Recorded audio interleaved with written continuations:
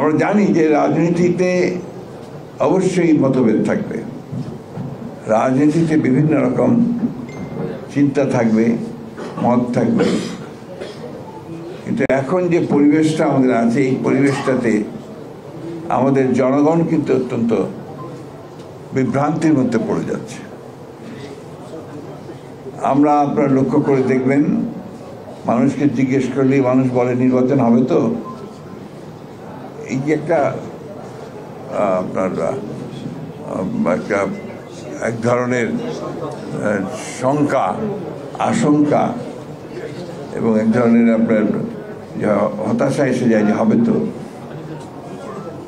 আমি যেটা বলি সবসময় যে নির্বাচন হবেই, এবং যে ঘোষণা দেওয়া হয়েছে সেই সময়টাতেই হবে। এই কারণে যে এর কোনো বিকল্প নেই। আজকে যদি নির্বাচন বন্ধ করা হয় বা নির্বাচন না হয়, তাহলে এই জাতি প্রচণ্ড রকমের ক্ষতিগ্রস্ত হবে এবং ফ্যাসিবাদের ফিরে আসার সম্ভাবনা অনেক বাড়বে। আমরা যারা বিএনপির সঙ্গে জড়িত, যারা বিএনপির কর্মী, শহীদ নেতা, তাদের কাছে আমার একটাই অনুরোধ যে এই সুযোগটা অন্যকে কাউকে দেবেন না যেখানে তারা বলতে পারে যে বিএনপি কোনো খারাপ কাজ করছে। এটা খুব জরুরি। আপনারা মনে করবেন না যে আপনারা ক্ষমতায় চলে এসেছেন, এটা অনেকেই মনে করছে বলে ওই দুর্বৃত্তায়নগুলোকে তারা নিয়ন্ত্রণ করতে পারছেন না। এখনো আপনারা ক্ষমতায় কাছেও আসেননি।